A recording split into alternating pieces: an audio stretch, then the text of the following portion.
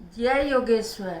मैं रीना कुमारी सिंह श्रीमद् भगवत गीता के 12वें अध्याय में भगवान के द्वारा वर्णित धर्मामृतम के 36 गुणों में 17वां गुण सूची के पहला एपिसोड के बारे में चर्चा करने जा रही हूँ। जब किसी कन्या का विवाह होता है तो उससे भी शुद्ध जल से नखशिख स्नान कराया जाता है। तब परम शुचि भगवान के साथ विवाह करना हो तो स्वच्छ और शुचि बनना ही पड़ेगा। परंतु यहाँ सामान्य शारीरिक शुचिता का प्रश्न नहीं है। साधक सामान्य शुचि तो हस्तगत की हुई है। यहाँ अन्न सूची, मन सूची, अर्थ सूची, विचार सूची, कर्म सूची आदि अनेक प्रकार की सूचिता अपेक्षित है। अर्थ सूची, मेरी कमाई में भगवान का भी साझेदारी है, क्योंकि हमारे साथ भगवान भी काम करते हैं। यदि भगवान असहयोग कर देते तो हम घर से दुकान तक भी नहीं जा सकते। इसलिए नियमित रूप से और ईमानदारी से अपनी कमाई में से भगवान का भाग भगवान को अर्पण करना ही अर्थ सूची है। भगवान का भाग हजम करना अशुचिता कहलाता है। भगवान को बिना दिए हुए भोजन ग्रहण करना करने वाला निश्चय ही चोर है। शास्त्रकार कहते हैं कि जिसके घर में पंच महायज्ञ नहीं होता उसके घर में भोजन भी मत करो। अपनी कमाई में से कितना भाग भगवान के लिए निकालना यह ऋषि और स्मृतिकारों ने निश्चित किया है, लेकिन इसके लिए कोई आग्रह नहीं है। हमें अपने स्वयं ही निश्चित करके अपनी कमाई में से अमुक भाग भगवान के लिए निकाल देना चाहिए।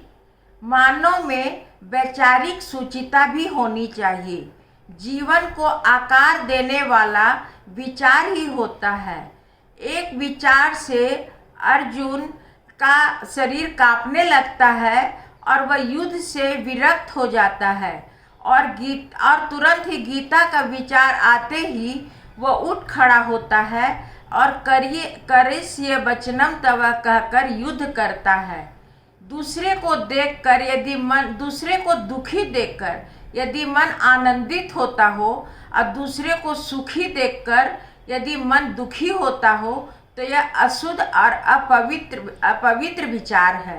यह शुद्ध और अपवित्र विचार है।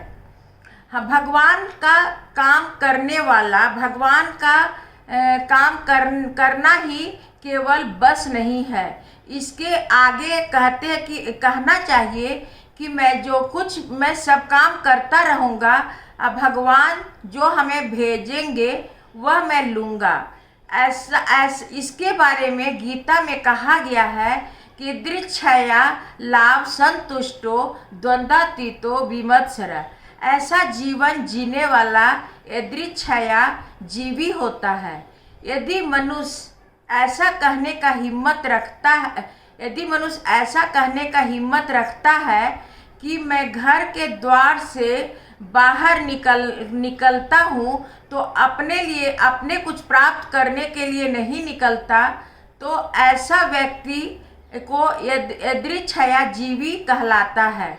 वह शरीर, मन और विचार से शुद्ध होता है।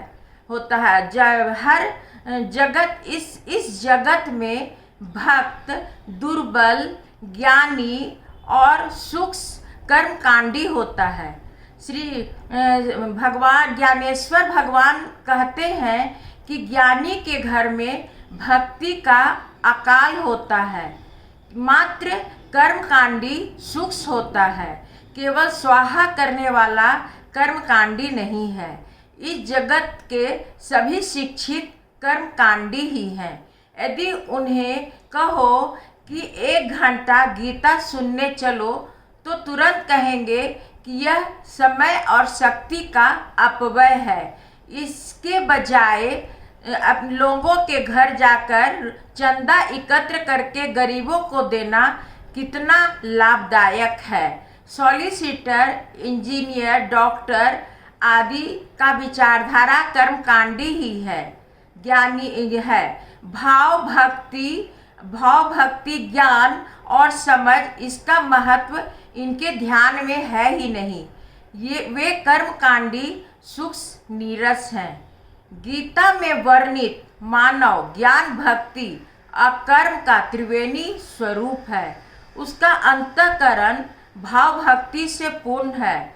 उसका हृदय और बुद्धि ज्ञान से पूर्ण है। वह निरपेक्ष और निराकार होकर कर्मयोग करता है। उससे भगवान पर 100% नहीं 101% विश्वास होता है। ऐसा उन्नत जीव संत कहलाता है। ऐसा महापुरुष भगवान को प्रिय होता है। हमारे देश में संतों का बहुत बड़ा महत्व है। इसे जंगम तीर्थ कहते हैं। बाहरी शत्रुओं को जीतने वाला राजा कहलाता है, लेकिन काम क्रोध आदि आंतरिक शत्रुओं को जीतने वाला महाराजा कहलाता है।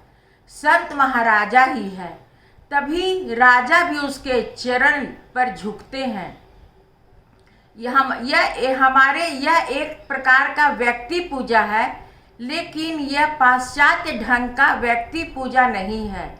पाश्चात्य पंडित भौतिक सामर्थ्य प्राप्त व्यक्ति को नायक कहते हैं, चाहे उनका आंतरिक और आध्यात्मिक जीवन जैसा भी हो, उन्हें उससे कोई सरोकार नहीं रहता। लेकिन हमारे देश में साधना द्वारा आंतरिक शक्ति प्राप्त करने वाले को संत कहते हैं। संत और नायक में अंतर है। संत सर्वोपरि श्रेष्ठ होता है। धन्यवाद। यदि यह एपिसोड अच्छी लगी हो तो लाइक और सब्सक्राइब अवश्य कीजिए।